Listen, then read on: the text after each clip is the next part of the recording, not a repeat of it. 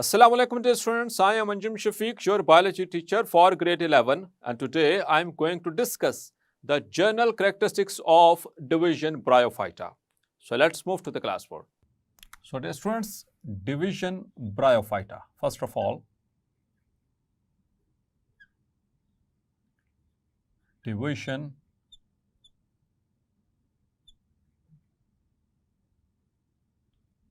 bryophyta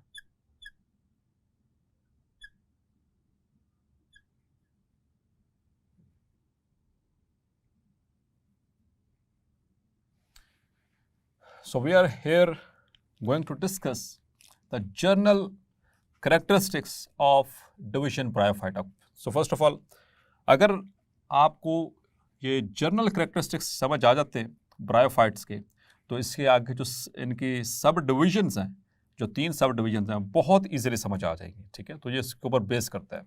और division bryophyta के जो जनरल कैरेक्टरिस्टिक्स हैं डियर स्टूडेंट्स, ये long question as a long question board point of view से भी काफ़ी अहम है. ठीक है, सो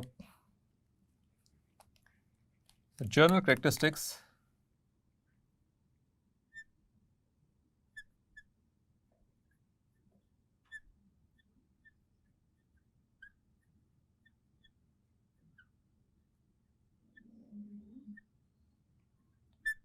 of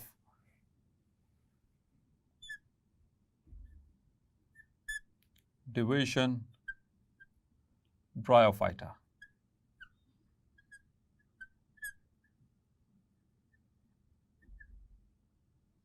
So important long question है dear students. MCQs are short तो बनेंगे इसमें से, लेकिन एज अ लॉन्ग क्वेश्चन ये बहुत अहम क्वेश्चन है. One of the most important long question in this chapter. Easy भी है और इम्पॉर्टेंट भी है. तो number 1, the first point, that the bryophytes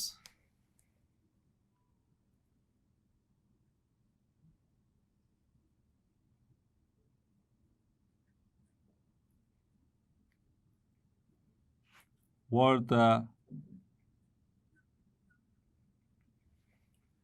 first plants, first, clear, सबसे पहले plants to colonize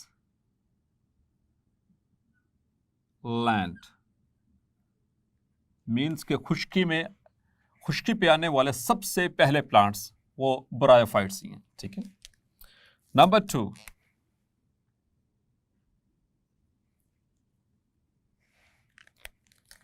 they are evolved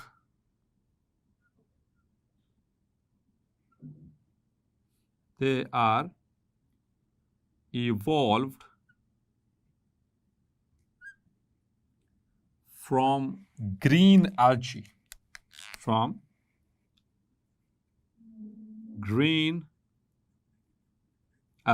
आपको याद होगा चैप्टर नंबर 7 एल्जी की क्लासिफिकेशन की थी हमने, और एल्जी की लास्ट क्लास थी ग्रीन एल्जी. ठीक है, और उसमें ये बात शामिल थी जो हमने बात की थी कि एल्जी और प्लांट्स के दरमियान कुछ ख़ास किस्म के सिमिलरिटीज़ हैं.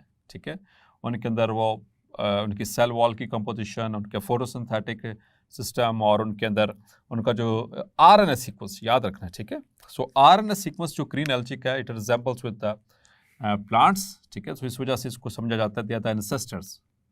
सो that's why green algae are considered as ancestors of plants. Clear? So ये 2 बातें आपने याद रखनी है. Now the third point, that is their habitat.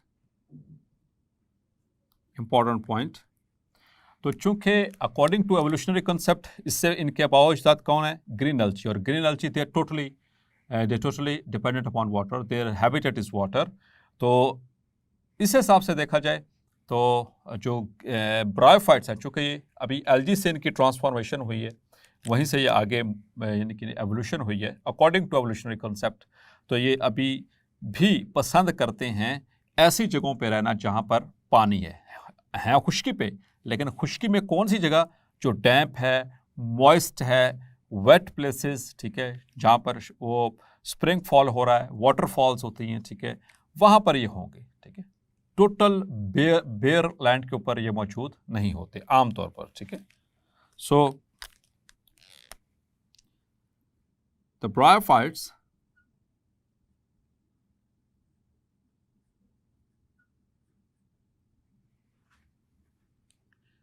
are found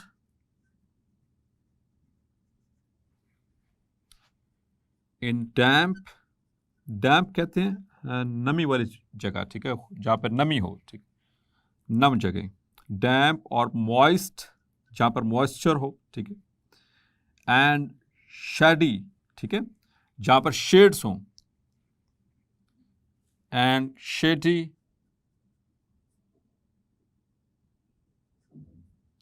places. मतलब अभी भी ये पानी से दूर रहना पसंद नहीं करते, ठीक है, क्योंकि अभी अकॉर्डिंग टू एवोल्यूशनरी कॉन्सेप्ट ये ग्रीन एल्जी से आके ट्रांसफॉर्म हुए हैं। Now number 4, that is they are devoid of specialized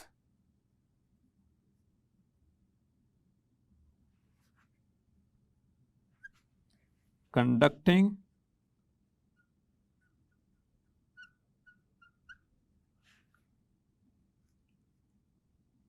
tissue, means xylem and phloem। Devoid का मतलब होता है इनके अंदर वो चीज़ नहीं है, ठीक है, नल है। And strengthening tissue,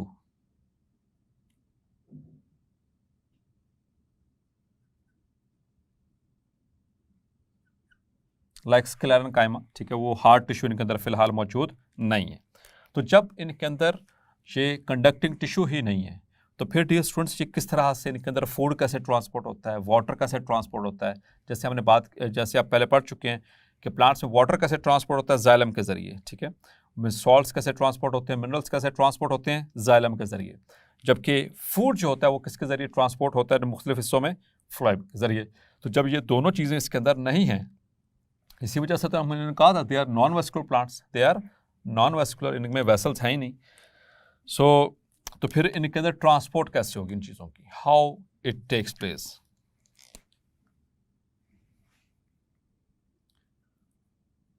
so that's why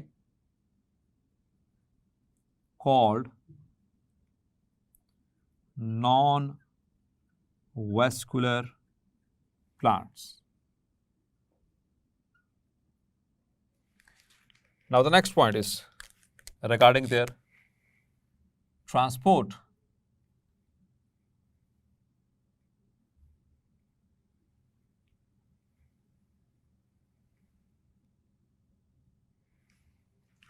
Number 5,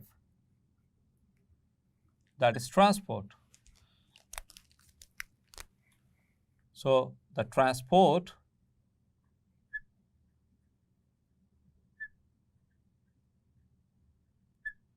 of food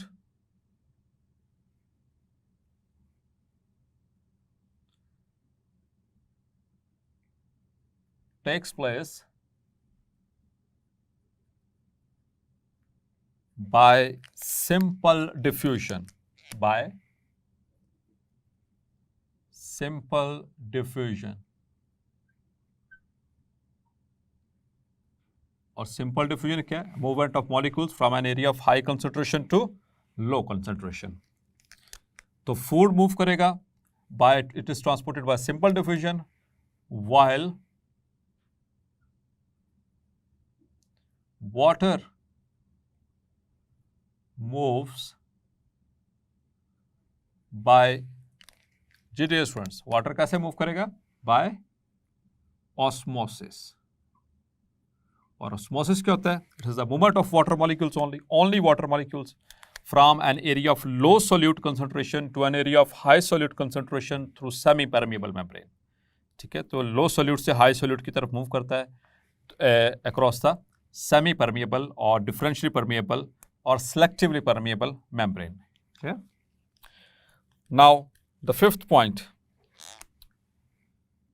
is over, and now the sixth point is they are called the bryophytes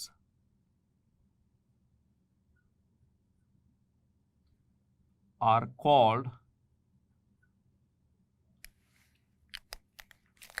amphibians of the plant. Amphibians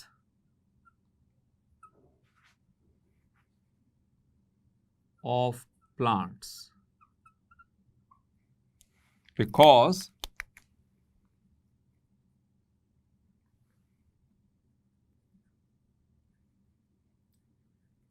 they cannot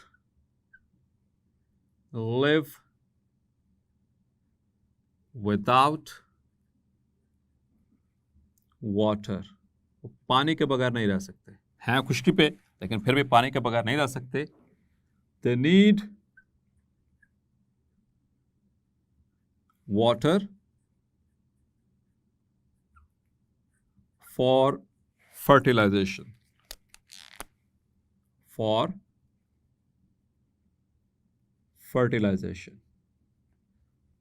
Fertilization, that is the union of egg with sperms. ठीक है, so that is called as fertilization. तो इनको amphibians of the plants क्यों कहा जा रहा है? Amphibians किसे कहते हैं dear students? जैसे कि किंगडम एनिमेलिया में पढ़ेंगे, एक क्लास है वर्टिब्रेट्स की, सुपर क्लास टेट्रापोडा में जो है वो एक क्लास है एम्फीबियंस, जैसे कि मेंढक, वो पानी में भी रहते हैं, खुश्क में भी रहते हैं। ठीक है, तो इसी तरह से इनको एम्फीबियंस ऑफ द प्लांट्स कहा जाता है। एम्फीबियन का मतलब होता है जो दोनों एनवायरनमेंट में रहता हो। ठीक है, बोथ, क्योंकि इस अर्थ के ऊपर दो ही तो एनवायरनमेंट है, एक एयर लैंड और दूसरा वाटर। तो ये लैंड पे भी मौजूद है, लेकिन उसके बावजूद पानी के बगैर रह नहीं सकते, इस वजह से इनको कहते हैं they are amphibians of the plants. और उनको पानी क्यों चाहिए? Why they can not live without water? Because they need water for fertilization. तो फर्टिलाइजेशन के लिए इनको पानी चाहिए। फर्टिलाइजेशन नहीं होगी तो जाइगोट नहीं बनेगा, जाइगोट नहीं बनेगा तो एम्ब्रियो नहीं बनेगा, एम्ब्रियो नहीं बनेगा तो नेक्स्ट प्लांट नहीं बनेगा, इनकी आगे नस्ल नहीं चल सकती। So that is why they need water. ठीक है, दे can not live without water. तो पानी इनके लिए ज़रूरी है लैंड के ऊपर, लेकिन फिर भी पानी ज़रूरी है इनके लिए। Now the next point is there is or they have heteromorphic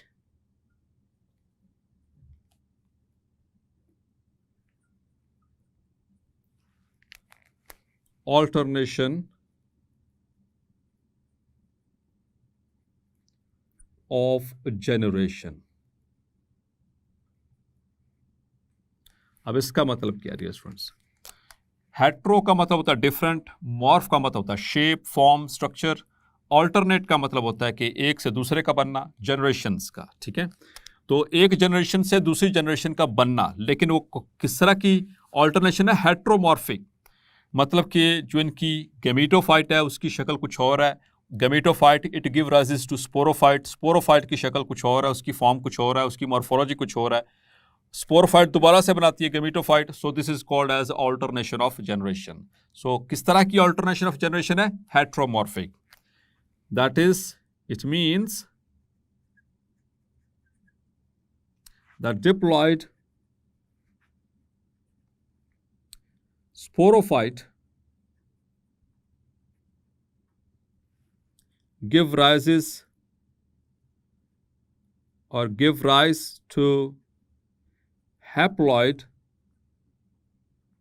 gametophyte, उससे क्या बनेगी? gametophyte, and the haploid gametophyte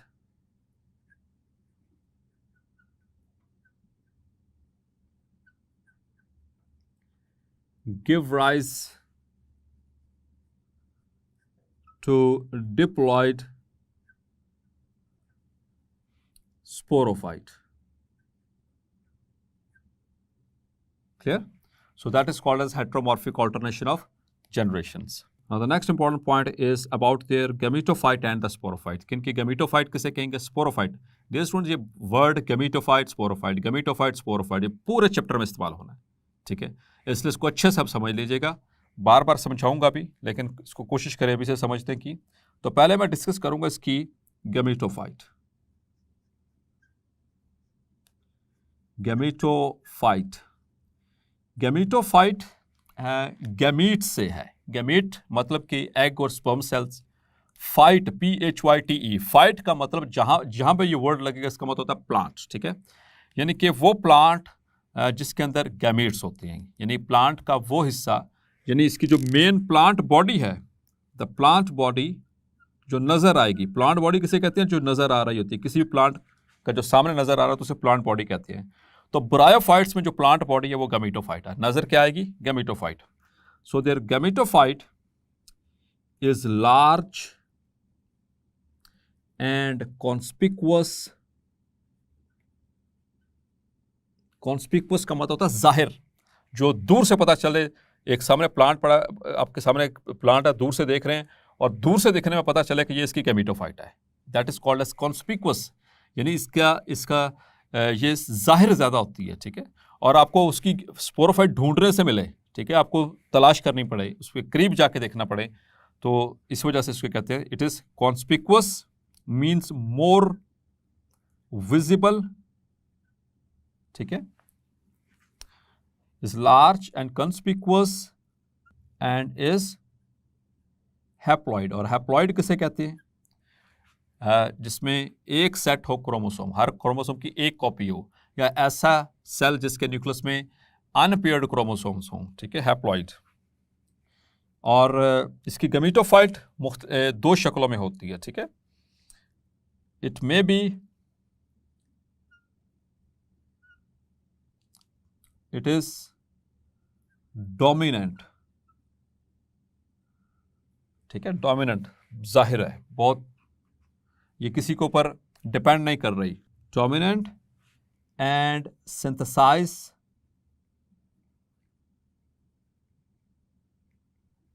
it's own food by photosynthesis. Photosynthesis के जरिए.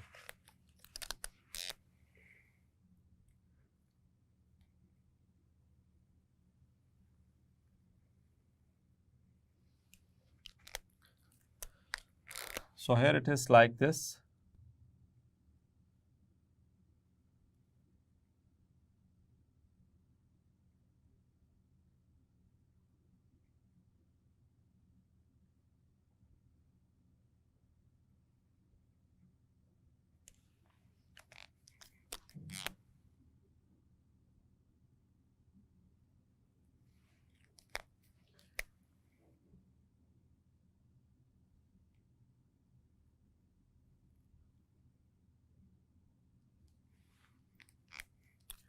तो डियर स्टूडेंट्स, ये एक मैंने ब्रायोफाइट जो है वो बनाया. ये किस तरह से भी होते हैं इरेक्ट पोजीशन में, कुछ इस तरह से ऐसे थैलाइड पे भी होते हैं, और इनके नीचे ये राइजाइड्स, ठीक है? और इनके यहाँ से निकल रही होती है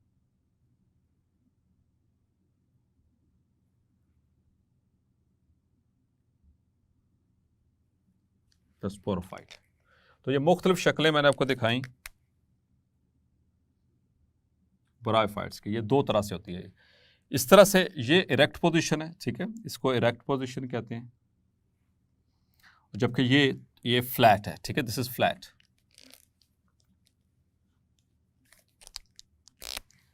तो ये राइजाइड्स, दिस आर राइजॉइड्स. इसी तरह से ये भी राइजाइड्स. ये रूट्स की तरह का फंक्शन है इनका. मतलब एक तो एंकर करके रखना, इस प्लांट को ज़मीन के अंदर होल्ड करके रखना. दूसरा absorption of water and minerals.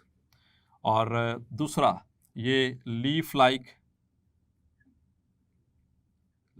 Structure है, ये लीफ नहीं है, ट्रू लीफ नहीं है। और इसी तरह से ये स्टेम लाइक, ट्रू स्टेम नहीं है। और ये रूट लाइक राइजाइड्स, इसे कहते हैं फुट, इसे कहते हैं सीटा, और इसको कहते हैं कैप्सूल। तो ये पूरा एक आपको मैंने प्लांट दिखाया। तो इतना हिस्सा डियर स्टूडेंट्स, ये वाला capsule, seta and foot, this is called as sporophyte. This is sporophyte. Sporophyte इसलिए कहते हैं क्योंकि इसने प्रोड्यूस करने स्पोर्स, ठीक है। और उसका नीचे वाला हिस्सा, ये वाला जो एक्चुअली प्लांट की तरह का दिख रहा होता है, इसे कहते हैं गैमेटोफाइट। इसे गैमेटोफाइट। तो यहां पर गैमेटोफाइट किस तरह से है, इरेक्ट, ठीक है। और यहां पर ये आपको ऐसे पत्ते की तरह एक इरेगुलर शेप सा ये ग्रीन कलर का नजर आ रहा है, ये सारे इसकी गैमेटोफाइट है, दैट इज गैमेटोफाइट। और इस तरह की गैमेटोफाइट को कहते हैं थैलाइड, ठीक है। ये इसकी राइजोइड्स। और इसी तरह से दोबारा से ये फुट, सीटा and capsule. So all this structure is the sporophyte. तो ये मैंने आपका कॉन्सेप्ट क्लियर करने के लिए कि स्पोरोफाइट क्या है और गैमेटोफाइट का ये डायग्राम्स मैंने ड्रॉ किए, ठीक है। तो होपफुली आपको ये समझ आ गया हो गया। अच्छा, एक और इसको मजीद थोड़ा सा क्लियरफाई कर देता हूँ। जैसे कि हम बाहर अपने आसपास देखते हैं दरख्त लगे हुए, ठीक है। जैसे दरख्त की बात करें तो दरख्त में सबसे जब भी बाहर हम आसपास जो हमारे ज़्यादातर प्लांट्स हैं उसमें देखें तो सबसे मेन चीज़ क्या नज़र आ रही होती है, पत्ते नज़र आ रहे होते हैं, स्टेम नज़र आ रही होती है उसकी। और उसकी अगर ज़मीन को उखाड़ के देखें तो उसमें से रूट्स नज़र आती हैं, ठीक है। तो मतलब कि सामने देखने में एक जनरली एक जो हम आसपास ज़्यादातर देखते हैं प्लांट्स, वो उसमें क्या नज़र आता है, उसकी स्टेम, उसके लीव्स, ठीक है। तो डियर स्टूडेंट्स, जो इसके स्टेम और लीव्स होते हैं ये बेसिकली किसी भी प्लांट के वो कहलाते हैं sporophyte. They are called as sporophyte. मतलब कि जो आसपास हमारे इर्द गिर्द ज़्यादातर प्लांट्स हैं वो उनमें प्लांट बॉडी होती है स्पोरोफाइट, और वो ट्रेकियोफाइट्स हैं ज़्यादातर, क्योंकि 3,60,000 स्पीशीज़ मैंने आपको बताई थी प्लांट्स की, उनमें से ज़्यादातर स्पीशीज़ जो है वो ट्रेकियोफाइट्स हैं। जो ब्रायोफाइट्स हैं इनके तादाद स्पीशीज़ वाइज इनकी तादाद कम होती है, और नंबर वाइज भी ये कम है, लेकिन और ट्रेकियोफाइट्स ज़्यादा है। तो जो हम किसी भी, जैसे आम का दरख्त, तो आम के दरख्त में आपको स्टेम नज़र आ रही है, आपको उसके बाद उसके ब्रांचेस नज़र आ रही हैं, लीव्स नज़र आ रहे हैं, नीचे से उखाड़ कर देखेंगे तो रूट्स नज़र। तो मेन बॉडी आपको क्या नज़र आ रही है, that is sporophyte, that is sporophyte. उसकी मेन प्लांट बॉडी क्या होती है, स्पोरोफाइट होती है। और ट्रेकियोफाइट्स में, और आप में उसको गैमीट्स ढूंढने पड़ते हैं फ्लावर के अंदर, उसके एंथ्रीडियम और उसके एंड्रोशियम और गायनोशियम, मैट्रिक में पढ़ा था आपने, ठीक है। मेल और फीमेल पार्ट्स होते हैं फ्लावर के अंदर, वो ढूंढने पड़ते हैं आपको, वो लेस कंस्पिकुअस होती हैं, ठीक है।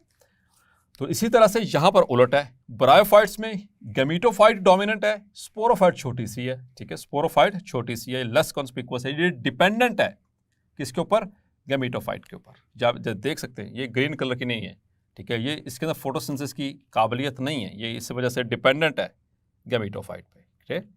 तो ये बेसिक कॉन्सेप्ट मैंने आपको समझाने की कोशिश, क्योंकि ये बार बार आगे इस्तेमाल होना है, बार बार आगे इस्तेमाल होना है, गैमेटोफाइट स्पोरोफाइट, गैमेटोफाइट स्पोरोफाइट। तो ये तो गैमेटोफाइट के हवाले से बात होगी। अब मैं बात करूंगा इसकी स्पोरोफाइट की, ठीक है, ब्रायोफाइट्स की स्पोरोफाइट। तो स्पोरोफाइट क्या होती है डियर स्टूडेंट्स इनकी, दैट इज, जी अभी आपने इसको देख भी लिया। तो sporophyte is diploid and is, ये डिप्लॉयड है, ठीक है। It is less conspicuous, less conspicuous मतलब ज्यादा वो नजर विजिबल नहीं है। अगर ये इन दोनों को देख रहे हो तो ज्यादा हिस्सा ये वाला नजर आ रहा है, ये वाला हिस्सा कौन सा है, गैमेटोफाइट का है, ठीक है। तो गैमेटोफाइट ज्यादा कंस्पिकुअस है, इट इज मोर कंस्पिकुअस, ठीक है, मोर विजिबल। दूसरे नंबर पर इट इज डिपेंडेंट है, ये जो गैमेटोफाइट है ये इंडिपेंडेंट है, ठीक है। It is, but the sporophyte is dependent for food, क्योंकि इसके अंदर फोटोसिंथेसिस की सलाहियत नहीं है अभी, फूड टोटली मुकम्मल तौर पर और पार्टली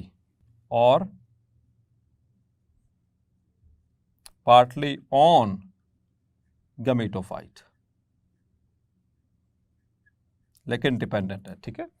और इसके पार्ट्स कौन कौन से हैं, जैसे कि हमने उसकी बात की, गमीटोफाइट के मैंने आपको डिस्कस कर दिया, ठीक है। Leaf like, stem like, rhizoids, ठीक है, या फिर दूसरी इसकी क्या कंडीशन हो सकती है, थैलॉइड। ये दो कंडीशंस हैं इसकी गमीटोफाइट की। इनके अंदर कौन से बॉडी पार्ट्स हैं, दे हैव गॉट फुट, जिसके जरिए ये अटैच होगी गमीटोफाइट पे, ठीक है। दूसरा सीटा, उस स्टेम की तरह का स्टॉक सा जो है इसका स्टॉक, ठीक है, सीटा, एंड कैप्सूल, कैप्सूल इसके अंदर बेसिकली होते हैं वो स्पोरेंजियम, और स्पोरेंजियम के अंदर फिर प्रोड्यूस होंगे स्पोर्स, ठीक है। अब हम बात करेंगे आगे, इसी से कंटिन्यू करेंगे।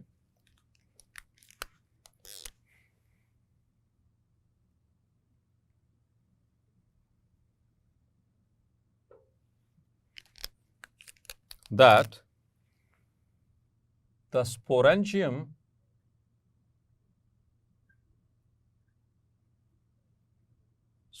किसे कहते हैं, वो थैली को, वो सैक को, ठीक है, ये वाला सैक, ये वाला, ये स्पोरेंजियम जिसको हम कैप्सूल कह रहे हैं, इसी के अंदर मौजूद है sporangium capsule which is a sac, ठीक है, a sac have spore mother cells, इसके अंदर मौजूद होते हैं स्पोर मदर सेल्स, और spore mother cells they are diploid, ये डिप्लॉयड होते हैं। The sporangium have spore mother cells which will undergo meiosis, इनके अंदर क्या होगी, meiosis होगी, और meiosis में क्या होगा, and produce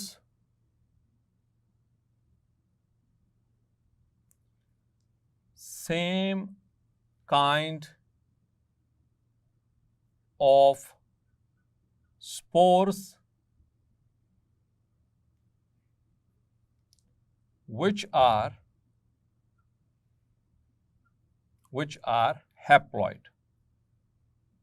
जो कि क्या होंगे, हैप्लॉइड। तो चूंकि सब एक ही तरह के, स्पोरेंजियम भी एक ही तरह के हैं, और इसके अंदर मौजूद जो स्पोर्स हैं वो भी एक ही तरह के, यानी शक्ल के बिहाफ के ऊपर, स्ट्रक्चर के बिहाफ के ऊपर एक जैसे होते हैं। The formation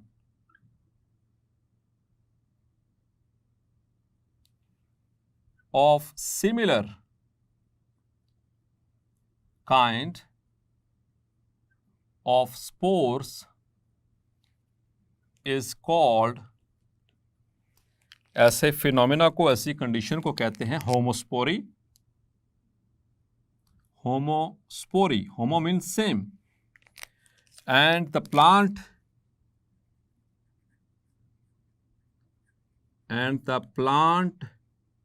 is called homosporous. It's called homosporous plant. Clear? अब ये स्पोर्स जो हैं, now these spores, these haploid spores, haploid क्यों हुए, क्योंकि इनके अंदर मियोसिस हो चुकी है, और मियोसिस क्या है, it is a reduction division, ठीक है, नंबर ऑफ क्रोमोसोम हाफ हो जाता है उसमें। तो जो स्पोरेंजियम है या उसके अंदर मौजूद जो स्पोर मदर सेल है वो डिप्लॉयड है, उसके अंदर हो रही है meiosis. So these haploid spores will give rise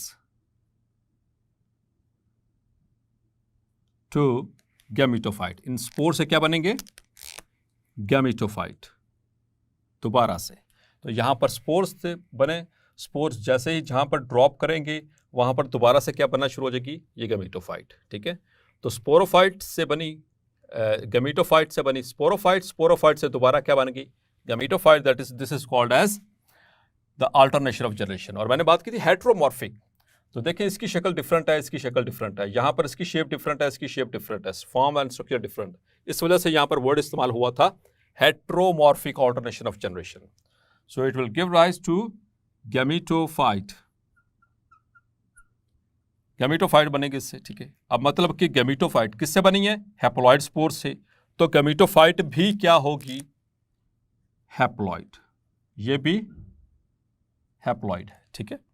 तो फिर स्पर्म्स कैसे बनेंगे? सो द गैमेटोफाइट, डिस्टेंट बड़ी टेक्निकल बातें हैं, इसको गौर से समझ लें, आगे चलकर नहीं तो कंफ्यूज हो जाएंगे आप लोग।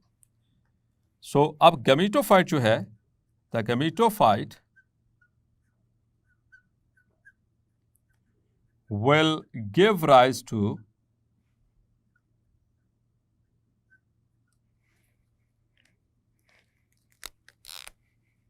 multicellular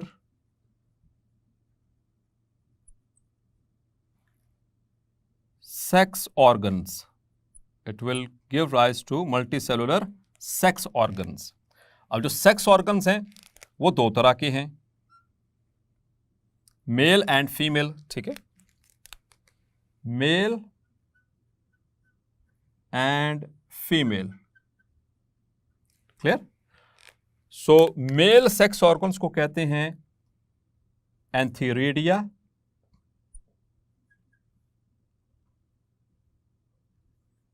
they are called antheridia, singular है एंथीरिडियम। और फीमेल जो सेक्स ऑर्गन्स हैं उनको कहते हैं आर्चिगोनियम और archegonia. Archegonia for plural and archegonium for singular. यहां तक बात समझ आ रही है आपको? तो डियर स्टूडेंट्स, कुल मिला के बात अब तक इस तरह से हुई है कि हमने कहानी स्टार्ट की स्पोरोफाइट से, ठीक है, ताकि एक तरतीब से बन जाए। तो स्पोरोफाइट जो कि है डिप्लॉइड, ठीक है, इसके अंदर हैं जी स्पोर मदर सेल्स। इसके अंदर मौजूद स्पोर मदर सेल्स, इसको मैं फ्लो चार्ट की मदद से समझाऊंगा। स्पोर मदर सेल्स मीन्स के they are also diploid. Spore mother cells they undergo meiosis, यहां पर हुई मियोसिस, द रिडक्शन डिवीजन। तो क्या बने? Spores, spore daughter cells.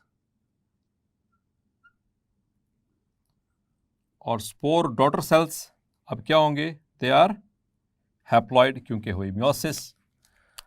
अब इन spores they will germinate to form gametophyte. They will form gametophyte. जहां पर ये गिरेंगे तो क्या बना देंगे? गैमेटोफाइट। तो गैमेटोफाइट भी क्या हुई फिर? चूंकि ये स्पोर्स हैप्लॉइड हैं तो ये भी क्या हुई? हैप्लॉइड। अब गैमेटोफाइट इसके अंदर होगी mitosis. It will undergo mitosis और इससे बनेंगे मल्टी सेलुलर सेक्स ऑर्गन्स, ठीक है। मतलब कि वो भी क्या है? हैप्लॉइड। दो तरह के सेक्स ऑर्गन्स बनेंगे dear students. The male sex organs and female sex organs. तो चूंकि सेक्स ऑर्गन्स हैप्लॉइड हैं तो ये भी क्या होंगे? हैप्लॉइड। यही सेक्स ऑर्गन्स हैं। इनके अंदर अब होगी mitosis. Again they will undergo mitosis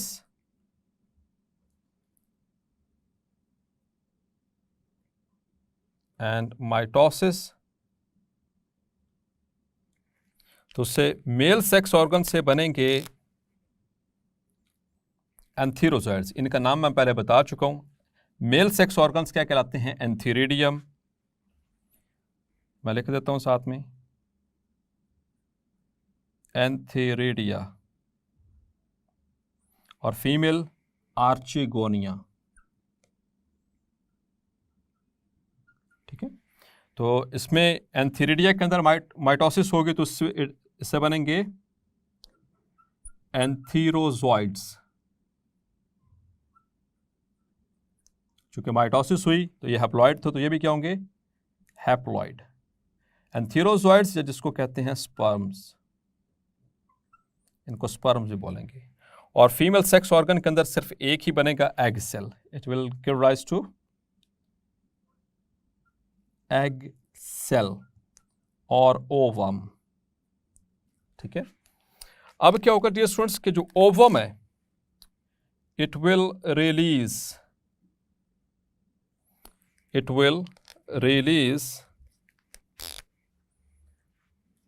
यहां से रिलीज होंगे chemicals.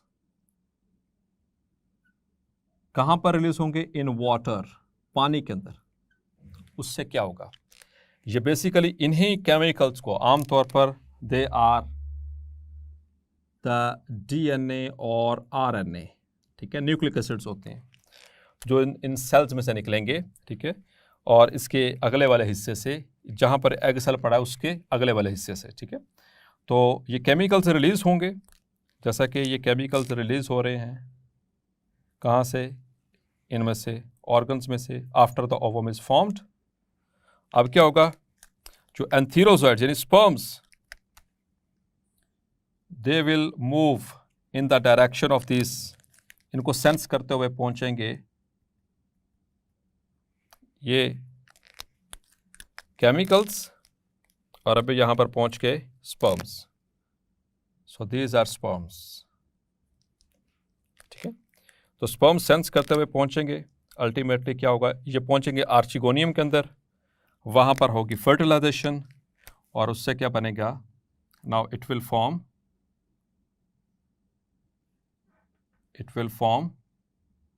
Zygote. It will form zygote. कहां पर बन गया, जाइगोट। चूंकि ये भी हैप्लॉइड थे और ये भी एग सेल भी हैप्लॉइड, तो अब उससे जाइगोट क्या होगा, डिप्लॉइड। जाइगोट रहेगा इसी आर्चिगोनियम के अंदर, फिर जाइगोट के अंदर होगी माइटोसिस, और माइटोसिस से बनेगा एम्ब्रियो, और एम्ब्रियो से फिर डेवलप होगी दोबारा से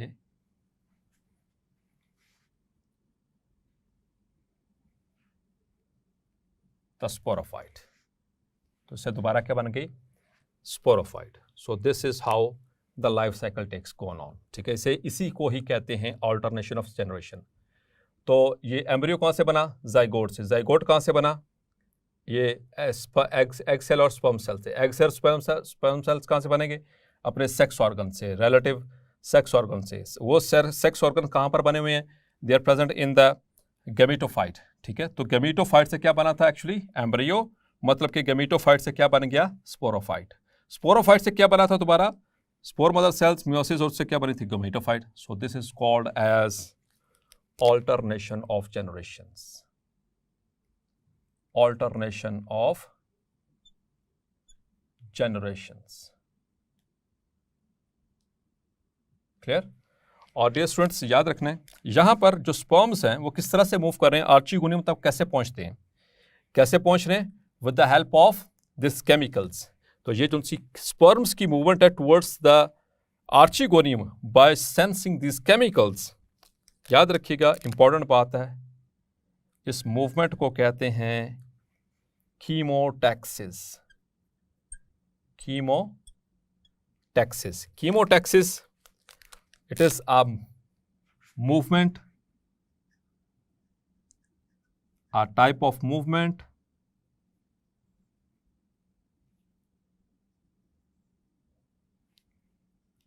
of sperms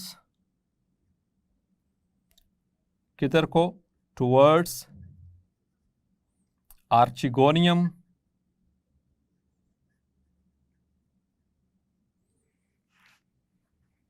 for fertilization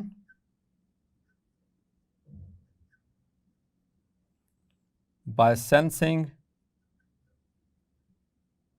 chemicals in water. Clear? So that is called as chemotaxis. ये short question में भी आपसे पूछा जा सकता है, what is chemotaxis? Clear? तो gametes भी हो गए, ये इनके gametophyte के अंदर बने sex organs से ये क्या बन गए? This is gametes. ठीक है, gametes से दोबारा वो सारा साइकिल अगेन चल पड़ा. सो डियर स्टूडेंट्स, होपफुली आज का लेक्चर भी आपको क्लैरिफाई हो गया होगा. मिलते हैं नेक्स्ट लेक्चर में और डिस्कस करेंगे the adaptations for land habitat of the bryophytes. तब तक अपना ख्याल रखिएगा. अल्लाह हाफिज.